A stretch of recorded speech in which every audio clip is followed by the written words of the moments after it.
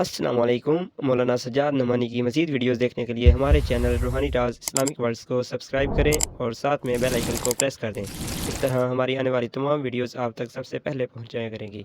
मैं सज्जाद नोमानी आज बहुत ही दुखे दिल के साथ देशवासियों से, पूरे देश में बसने वाले इंसानों से जिनकी इंसानियत अभी बाकी हो, उनसे अपने दुख और दर्द का इजहार करके कुछ अपील करना चाहता हूँ। मणिपुर में जो कुछ हो रहा है और जो 3 या 4 मई को एक लड़की और महिलाओं के साथ जो कुछ हुआ था और जिसकी खबर अब पहुंची है, इसलिए कि वहाँ हैवानियत को, दरिंदगी को छुपाने के लिए इंटरनेट बंद कर दिया गया था और अभी भी वो बंद है। दरिंदगी, इस हद तक दरिंदगी, 19-20 साल एक लड़की के साथ जो दुष्कर्म किया गया है, जो हैवानी हरकत की गई है, उसको सुनने के बाद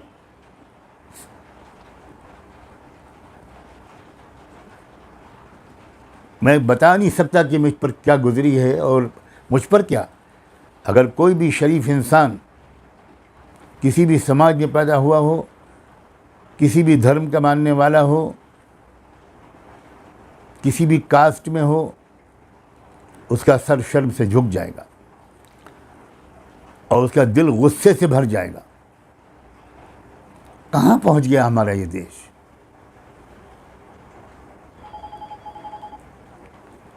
क्या सूरत हाल बन गई है? क्या हो रहा है हमारे देश में? उस लड़की को ले जाकर पहले तो उसके साथ क्या किया गया, नंगा किया गया। उसके प्राइवेट पार्ट्स को हज़ारों लोगों के सामने कुछ दरिंदों ने जो हरकत की है, मैं उसको लफ्ज़ों में बयान भी नहीं कर सकता।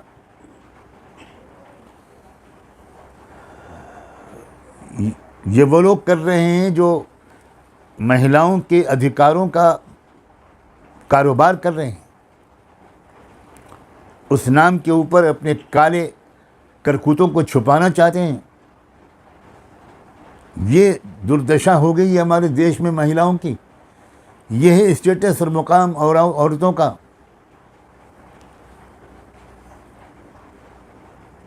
औरत माँ हो, पत्नी हो, बहन हो या बेटी, हर हाल में वो इज़्ज़त के लायक है, मोहब्बत के लायक है, आदर और सम्मान के लायक है। मगर ये हमारे देश में हर कुछ दिन के बाद एक तजुर्बा होता है, एक फ़िल्म दिखाई जाती है। मुसलमानों ने बहुत कुछ सहा और वो तो आज़ादी के बाद से ही सह रहे हैं। मुस्लिम महिलाओं की जो हालत हुई है, एक बिल्किस बानो का केस उसकी मिसाल के लिए काफ़ी है। फिर सिखों की बारी आई, सिखों ने सहा और अब क्रिश्चियंस की बारी है, अब ईसाइयों की बारी है। काश कि मुझे ये न बोलना पड़ता। ये जो मारे गए लोग, जिनकी इज़्ज़तें लूटी गईं, जिनके घर जलाए गए, जो चर्च जलाए जा रहे हैं, 2 दिन में मणिपुर में 2 दिन में 296 चर्च जलाए गए हैं। ये 2 दिन की रिपोर्ट है और ये मैं नहीं कह रहा हूँ, ये केरला के फादर का बयान है, फादर जैकब। मेरे पास अल्फाज नहीं है, रियली मेरे पास अल्फाज नहीं है। मैं मुनासिब शब्दों को ढूंढ ही नहीं पा रहा हूँ कि मैं किस तरह अपने रिएक्शन का, अपने दर्द का, अपने दुख का, अपने गुस्से का, अपनी शर्मिंदगी का इजहार करूँ। ये किस देश में हम लोग रह रहे हैं? इस देश में औरत का मुकाम क्या है, इंसान का मुकाम क्या है? क्या यहाँ सिर्फ जानवर रहेंगे? इंसानों को नहीं रहने दिया जाएगा? लोग हुकूमत की खामोशी का रोना रो रहे हैं और मुझे हुकूमत की खामोशी पर रोना रोने वालों पर रोना आ रहा है। जो ये सब करवा रहे हैं, आप उनसे क्या उम्मीद कर रहे हैं? वो जब तक उनका टारगेट हासिल नहीं हो जाएगा, जब तक वो खामोश ही रहेंगे। और अब तक का उनका कैरेक्टर बिल्कुल यही है। और इससे एक बात तो साफ साबित हो गई, मेरे देश के लोगों, खुदा के लिए सुनो, ईश्वर के वास्ते इसको सुनो। ये मत समझो कि इसको एक मुसलमान कह रहा है, ये सोचकर सुनो कि इसको एक देशवासी, एक भारतीय, एक हिंदुस्तानी, एक इंडियन कह रहा है, एक इंसान कह रहा है।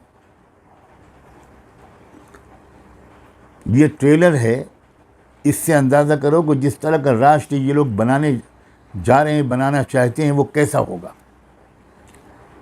उस राष्ट्र में इंसानों के साथ कैसा सलूक होगा, उस राष्ट्र में महिलाओं के साथ कैसा सलूक होगा, उस राष्ट्र में गरीबों और कमज़ोरों के साथ कैसा बर्ताव होगा। क्या देश में कि इंसान खामोश रहकर तमाशा ही देखते रहें? हुकूमत की खामोशी पर रोना गलत है, लेकिन भारत के तमाम 140 करोड़ देशवासियों का खामोश रहना, यह है असल फ़िक्र की बात, यह है असल गम की बात। मैं जानता हूँ, मेरा 50 साल तजुर्बा है और 100-150 साल से मैं अपनी फैमिली के बुज़ुर्गों से ये कहानी सुनता चला आ रहा हूँ, उनका तजुर्बा सुनता चला आ रहा हूँ कि सब हिंदू ऐसे नहीं, हरगिज़ नहीं। गांधी जी भी हिंदू थे, और मैं कितने हिंदुओं का नाम लूँ, लेकिन एक शिकायत मैं अपने हिंदू भाइयों और बहनों से, हिंदू लीडरों से, हिंदू लोगों से कहूँगा कि उनकी अक्सरियत ऐसे मौके पर खामोश रहती है। मैं आपसे अपील करूँगा कि आप अपनी खामोशी तोड़िए।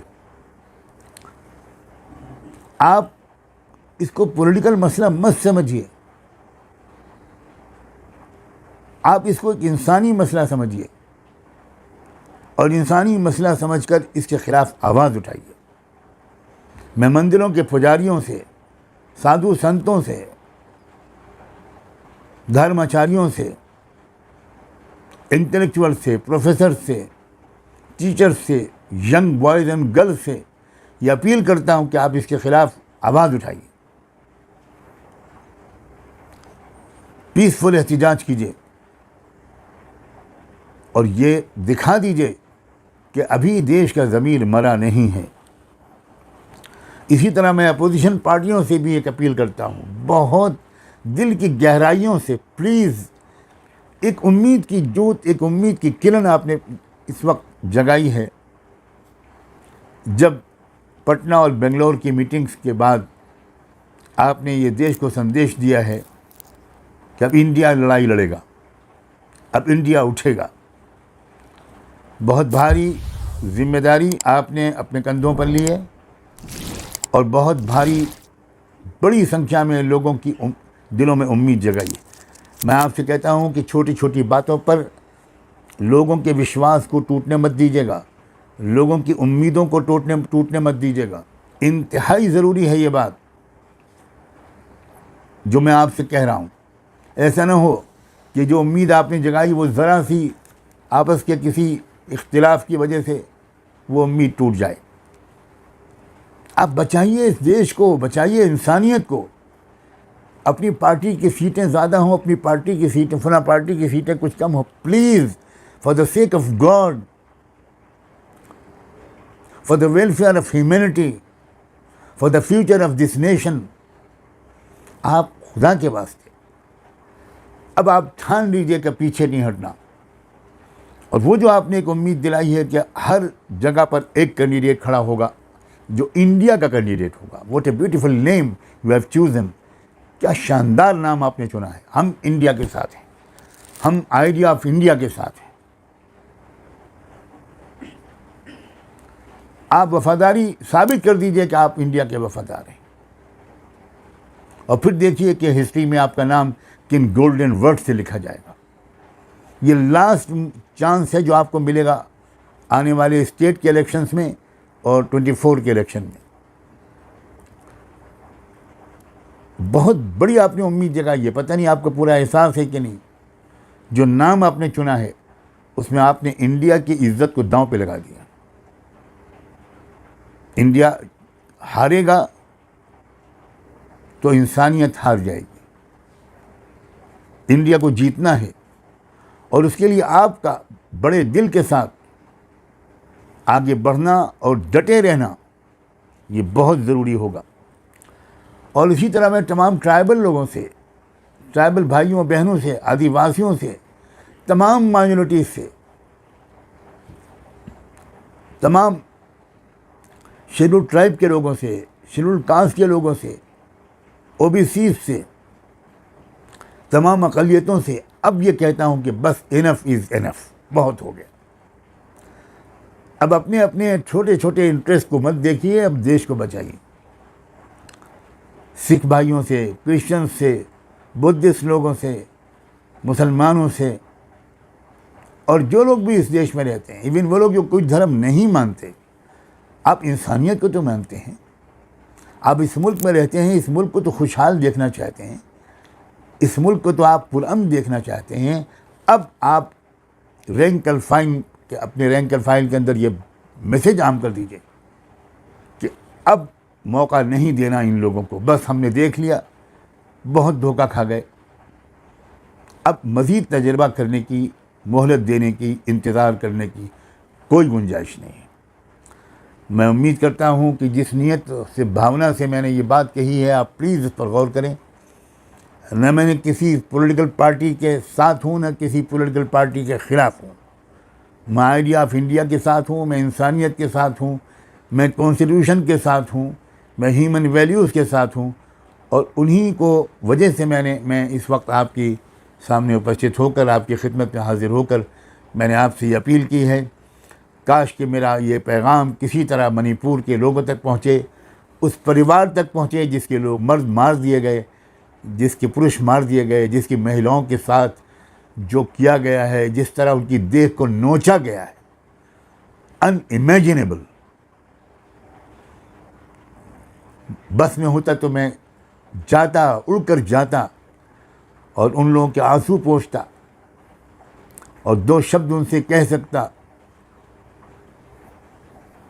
मैं उम्मीद करता हूँ उन तमाम लोगों से जो मेरे इस संदेश को वायरल कर सकें, वो मेरे इस मैसेज को आम करें।